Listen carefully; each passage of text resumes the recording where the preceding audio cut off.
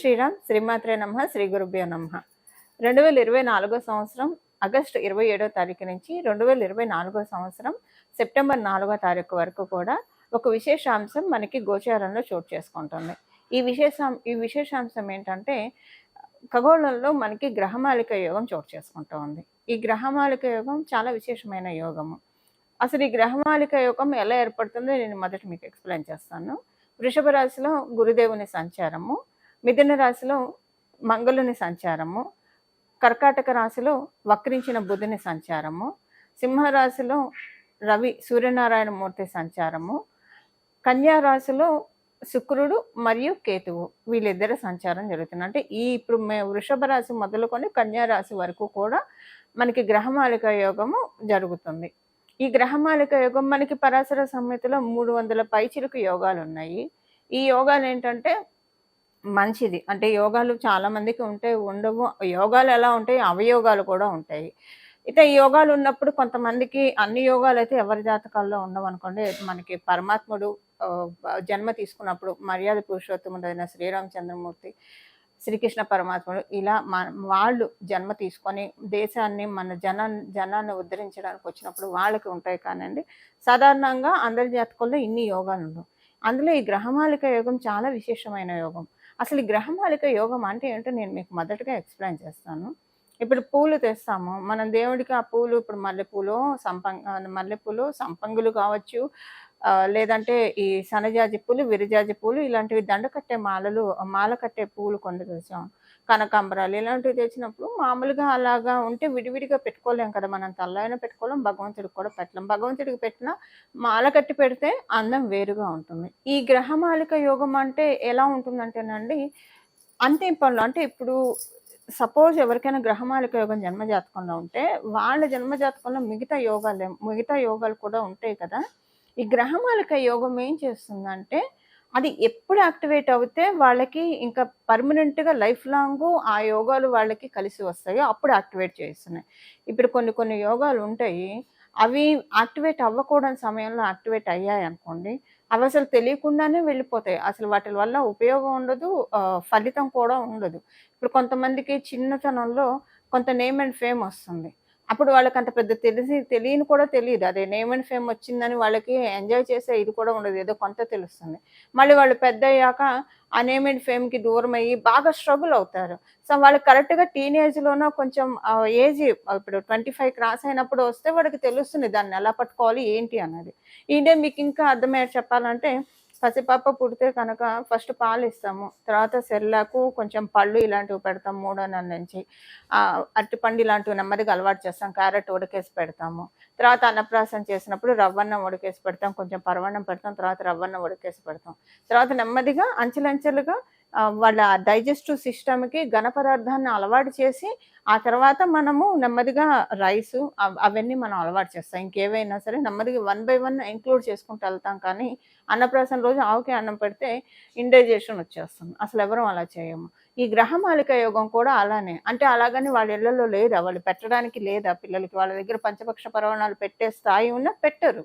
ఎందుకు పెట్టరు? పెద్దవాళ్ళు పిల్లల డైజెస్టివ్ సిస్టము అంతా చూసుకొని జాగ్రత్తగా పెడతారు. సో ఒక పసిపాపని తల్లిదండ్రులు ఎంత కేర్ తీసుకొని ఎలా పెడితే వాళ్ళకి, ఇప్పుడు మనం పెట్టే ఆహారం వల్లే కదా వాళ్ళకి ఆరోగ్యము, ఎలా పెడితే వాళ్ళకి ఆహారము వాళ్ళు చక్కగా తుష్టిగా పెరుగుతారో, వాళ్ళ మైండ్ ఇంకా చక్కగా పెరుగుతుందో, ఏమేం పనులు వాళ్ళ చేత చేయిస్తే, ఆ ఆటలు ఆడించడము, వాళ్ళని మానసికంగా యాక్టివ్గా ఉంచడం, ఇలాంటివన్నీ కూడా చాలామంది మనందరం చేస్తూ ఉంటాం కదా. సో మనం తల్లిదండ్రులుగా ఎవరి దాకెందుకు, మనం మన పిల్లల్ని చిన్నప్పటి నుంచి ఎంత జాగ్రత్తగా పెంచుకుంటూ వచ్చామో అదే గ్రహమాలిక యోగం అండి. గ్రహాలు మనల్ని చక్కగా పెంచుతాయి. అంటే ఎలా అంటే మీకు ఇక్కడ అర్థమయ్యేది చెప్పాలంటే, మన జన్మజాతకంలో ఉన్న యోగాలు కరెక్ట్ టైంలో అవి యాక్టివేట్ చేస్తాయి. ఎప్పుడు యాక్టివేట్ అయితే అవి ఇంకా మనకి లైఫ్ లాంగ్ పర్మనెంట్గా ఉంటాయో.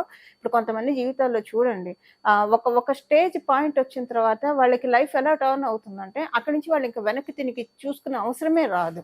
ఇలా మన చుట్టూ ఉన్న వాళ్ళదే, లేదా కొంతమంది లైఫ్లో మనం ఈ మాట వింటూ ఉంటాం కదా, ఆ రోజు నుంచి నాకు వెనక్కి తిరిగి చూసుకునే అవసరం జీవితంలో నాకు డెస్టినీ కనిపించలేదు, ప్రకృతి మాత కల్పించలేదు అని చెప్తారు కదా. అది ఈ గ్రహమాలిక యోగం ఎవరికైతే ఉంటుందో మిగతా యోగాలు ఎప్పుడు యాక్టివేట్ చేయాలి. ఇది కొంతమందికి చిన్నప్పటి నుంచి జ్యోతిష్యులు కావచ్చు, పండితులు చెప్తూ ఉంటారు.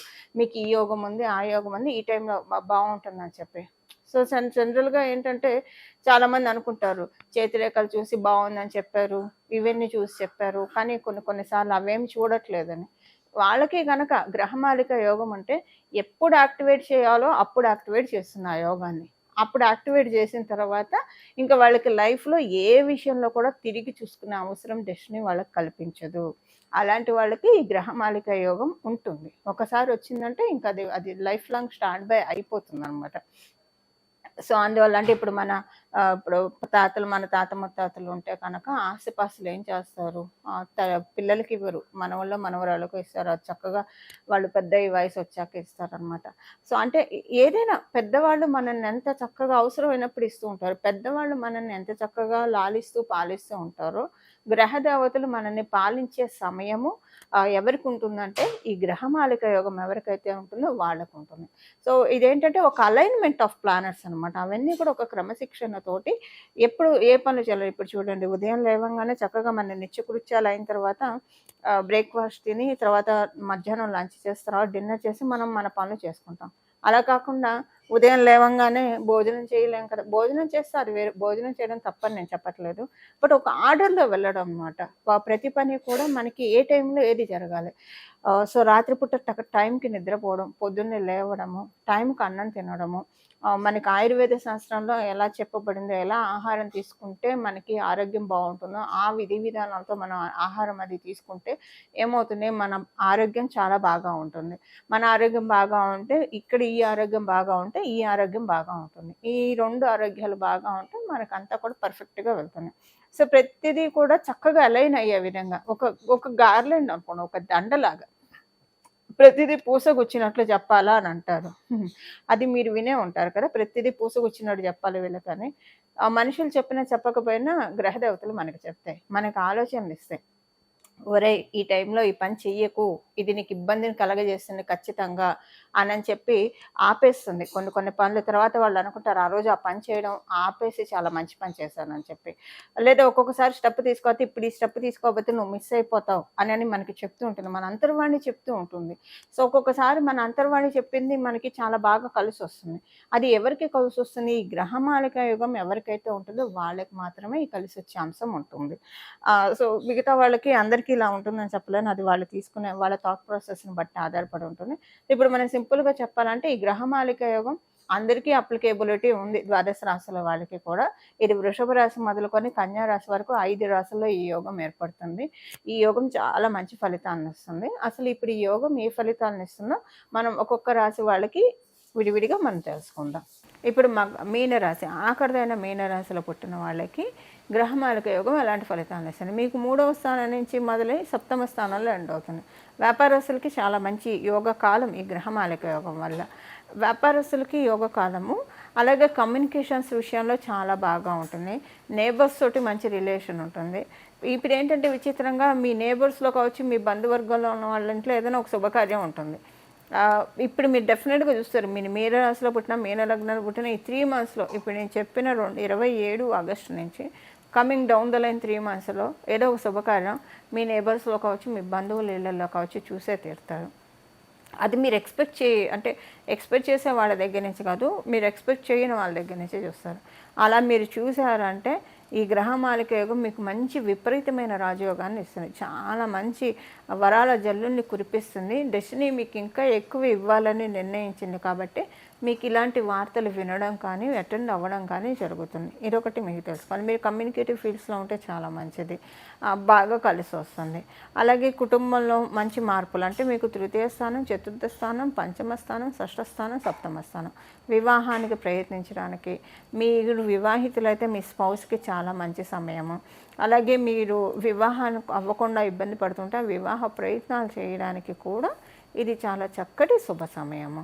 సో, ఎలా చూసుకున్నా సరే మీనరాశి వాళ్ళకి ఇలాంటి మంచి శుభాంశాలు చోటు చేసుకుంటూ ఉన్నాయి. ఇవి గ్రహమాలిక యోగం మీనరాశి అలాగే మీన లగ్నంలో పుట్టిన వాళ్ళకి ప్రసాదించే చక్కటి ఫలితాలు. అసలు గ్రహమాలిక యోగం మీ రాశి వాళ్ళకి ఎలాంటి విశేషాలను సూచిస్తుంది, ఈ విషయం మనం చూసాం కదా. ఈ విశేషాలన్నీ బాగున్నాయి. ఇవి మీకు వర్తిస్తాయి. గోచారంలో వచ్చింది కాబట్టి వర్తిస్తాయి. ఒకవేళ సపోజ్ ఇప్పుడు మీ జన్మజాతకం తీసుకోవడానికి సపోర్టింగ్‌గా లేదే అనుకోండి. తీసుకోవడానికి సపోర్టింగ్‌గా లేదు అంటే ఏంటంటే, ఇప్పుడు ఒక అల్సర్ పేషెంట్‌కి మనం ఏదన్నా హాట్ ఇస్తే తింటే కడుపులో మంటలొచ్చేస్తాయి. లేదా ఒక షుగర్ పేషెంట్‌కి స్వీట్ బాక్స్ ఇస్తే ఇన్సులిన్ స్టేజ్‌లో ఉన్నప్పుడు అది తీసుకుంటే దానికి వాళ్ళు మళ్ళీ రకరకాలు చేసుకొనే తినాల్సొస్తారు. అసలు తినకుండా ఉంటారు. అది ఒక ఇది ఉంటే మన జన్మజాతకంలో కనుక బాలేని పాయింట్స్ ప్రస్తుతం జరుగుతూ ఉంటే, ఈ గోచారంలో ఎన్ని యోగాలొచ్చినా వాళ్ళకేం ఉపయోగం ఉండదు. అవన్నీ కూడా నిరుపయోగం అయిపోతాయి. ఆ గోచారంలో వచ్చిన యోగాలేవి కూడా వాళ్ళు తీసుకోలేరు. సో, దీనికి నేను మీకొక చిన్న ఎగ్జాంపుల్ చెప్తానండి. ఇది నా లైఫ్‌లో అంటే నేను చూసిన విషయం. మాకు తెలిసిన వాళ్ళకి ఎక్కడో బాగా దూరంగా ఉన్న వాళ్ళకి తెలిసిన సంఘటన. అయ్యో! నేనే అయ్యో! అని అనుకున్నాను. ఒకళ్ళున్నారు తెలిసిన వాళ్ళు. వాళ్ళకేంటంటే ఆవిడకి చిన్నప్పటి నుంచి సవితి తల్లి పెంచారు. కన్న తల్లిలాగా పెంచారు. ఒకే ఒక మేనత్త ఉండేది ఆవిడకి. ఆవిడకి చాలా ఆస్తిపాస్తులున్నాయి. మామూలు ఆస్తిపాస్తులు కాదు. చాలా ఆస్తిపాస్తులున్నాయి.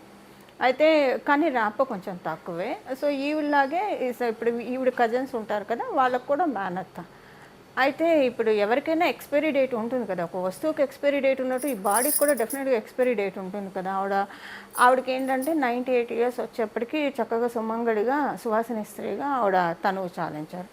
ఆవిడ ముందే చెప్పారట వాళ్ళ కజిన్స్‌కి. అంటే ఇప్పుడు ఆవిడ కజిన్‌కి ఎంత ర్యాపో ఉందో ఈవిడికి అంతే హక్కు ఉంది, అంతే ర్యాపో ఉంది. కానీ ఈవిడ ర్యాపో ఎక్కువ మెయింటైన్ చేయలేదు. అది వేరే సంగతి. అండ్ ఏమైపోయిందంటే ఆవిడ వాళ్ళకి చెప్పిందేంటంటే, ఈవిడ మిగతా కజిన్స్‌కి చెప్పిందేంటంటే, ఈవిడ చావు అనంతరం ఆవిడ దగ్గర చాలా బంగారం ఉంది. దగ్గర దగ్గర చెప్పాలంటే ఒక 2 కేజీల బంగారం అయితే ఆవిడకుంది. వాళ్ళ వంశం నుంచి పూర్వీకుల నుంచి వచ్చే బంగారము ఆవిడ మళ్ళీ చేయించుకున్నది. మంచి పొజిషన్‌లో ఉండేవాళ్ళు వాళ్ళు దంపతులు ఇరువురు కూడా. ఈ బంగారం అంతా ఊరి ప్రజలకి పంచిపెట్టమని చెప్పేసింది ఆవిడ. వాళ్ళకి ఆస్తిపాస్తులు ఇచ్చింది. వాళ్ళకిచ్చి పంచిపెట్టమని ఆవిడ చివరి కోరికగా చెప్పింది. అయితే వాళ్ళకి ఆస్తిపాస్తులు పంచిపెట్టింది కానీ మరి అలా కజిన్స్‌లో చూసుకుంటే వీళ్ళు, ఈవిడ ఒకటే సమాన స్థాయిలోనే ఉన్నారు. కానీ ఈవిడికి రాలేదు. ఈవిడికి ఆ విషయం కూడా తెలియలేదు. తర్వాత తెలిసింది. ఆవిడ పోయిన 1 ఇయర్‌కి తెలిసింది. పోనీ ఆస్తి రాకపోతే రాకపోయింది. జనాలకి పంచిపెట్టిన వాటిల్లో కూడా ఈవిడికి ఏమీ దక్కలేదు. పోనీ వీళ్ళేమన్నా వెల్ ఆఫ్ అంటే వెల్ ఆఫ్ కూడా కాదు. డెఫినెట్‌గా ఆ బంగారం ఆవిడకి బాగా ఉపయోగపడేది కూడా పాపం. కానీ తెలుసుకోలేక మిస్ అయిపోయింది కదండీ! అది యోగాలు మనకు అనుభవించే యోగ్యతని మనకివ్వాలి. అంటే నేను ఇది ఎందుకు చెప్తున్నానంటే ఎగ్జాంపుల్‌తో చెప్తే ఇది నేను లైవ్‌లో చూసిన ఇప్పుడు విషయం కాదులెండి. ఒక 15 సంవత్సరాల క్రితం ఎవరికో జరిగినా కూడా బాగా చాలా అంటే దూరంగా తెలిసిన వాళ్ళనుకోండి. అయ్యో పాపం అనిపిచ్చింది. వాళ్ళు చాలా మంచి మనుషులు. చాలా పాపం అనవసరంగా ఎంతో అంత వాళ్ళకి కూడా వచ్చేది కదా! ఈవిడికి హక్కు కూడా ఉంది. అనవసరంగా పోగొట్టేసుకుంది ఈవిడికి. ఈవిడెళ్లి అడిగుంటే ఆవిడ ఆస్తి కూడా ఇచ్చి ఉండేది. వాళ్ళకెంతొచ్చేదో ఈవిడికి అంతే ఉంది. అండ్ పోనీ కనీసం ఊరి ప్రజలకు పంచే బంగారంలో అసలు కొంతని ఈవిడికొచ్చేది కదా! ఏది లేకుండా మొత్తం మిస్ అయిపోయింది ఆవిడ. రవ్వంత వీసమంత బంగారం కూడా ఆవిడకి రాలేదండి. ఆవిడ అంటే బాగా తెలిసిన సర్కిల్‌లో ఆవిడ చెప్పి పాపం చాలా బాధపడ్డారు. అది ఆ విషయం నాకిప్పుడు మీకు చెప్తుంటే గుర్తొచ్చింది. సో, అప్పుడు ఆవిడకి she has all the rights and she is the deserving candidate అవన్నీ తీసుకోవడానికి. బట్ స్టిల్ అవన్నీ తనకి పోయాయండి. తీసుకోలేకపోయారు. ఏది రాలేదు. సో, అలా ఏమరపాటుగా ఉంటే మనకి పక్క నుంచే మనకి ఏనుగులు వెళ్ళిపోయినా కూడా తెలీదండి. అంటే రావాల్సినవి ఏమీ తెలీదు. కళ్ళు మూసుకొని ఉంటే కనుక ఏమీ తెలీదు.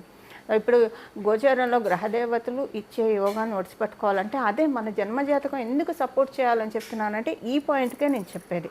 ఈ పాయింట్‌కే సపోర్ట్ చేయాలి. ఇప్పుడు అదే సపోజ్ ఆవిడ జన్మజాతకం సపోర్ట్ చేసుంటే అది ఆవిడ తీసుకోగలిగేవారు. అది లేకపోవడం వల్ల ఆవిడకి ఆ ఇబ్బందొచ్చింది. సో, ఈ పొరపాటు మనం ఎవ్వరం చేయొద్దు. మీ జన్మజాతకము మీకు అనుకూలంగా ఉన్నా ఇప్పుడు ప్రస్తుతం ప్రతికూలంగా ఉంటే అప్పుడు ఏమవుతుందంటే అప్పుడు ఆ యోగాన్ని రానీయదు. సో, ప్రతికూలతలను తొలగించుకోవడానికి మరియు ఆ యోగాన్ని అందుకోవడానికి ప్రతికూలతలు తొలగాలి కాబట్టి ఏం పరిహారం చేయాలో చూద్దాం. ఇప్పుడు ఒక షుగర్ పేషెంట్‌కి ఏదైనా సర్జరీ చేయాల్సొస్తే షుగర్ తగ్గించే చేస్తారు. లేకపోతే చెయ్యరు కదా! సో అలాగా ఆ బాలేదు అన్న ప్రతికూలతని ఎలా తగ్గించుకోవాలో పరిహారం చూద్దాం. ఒకవేళ బావుందనుకోండి, చేసుకున్నారనుకోండి, ఇంకా ఎక్కువ ఫలితం వస్తుంది కదా! మంచి ఫలితాలు వస్తాయంటే మనం ఎవరన్నా కాదంటామా చెప్పండి? మనందరికీ కూడా చక్కగా శుభ పరంపరనే కావాలి. భగవద్ ఆశీస్సులే కావాలి. ఇప్పుడు గ్రహ దేవతలు చక్కగా ముచ్చటగా అలైన్ అయ్యి మనకి వరాలను అందించడానికి రెడీగా ఉన్నాయి. సో మనం కూడా ఇప్పుడు దానికి మనం రెసిప్రికేట్ చేద్దాము. దానికి మనం ఏం చేయాలంటే ఒక చిన్న పరిహారం చేద్దాం. ఆ పరిహారం ఏంటంటే వృషభ రాశి మొదలుకొని కన్యా రాశిలో ఇది గ్రహమాలిక యోగం చోటు చేసుకుంటూ ఉంది కాబట్టి ఇప్పుడు మనం చాతుర్మాసంలో కూడా ఉన్నాము.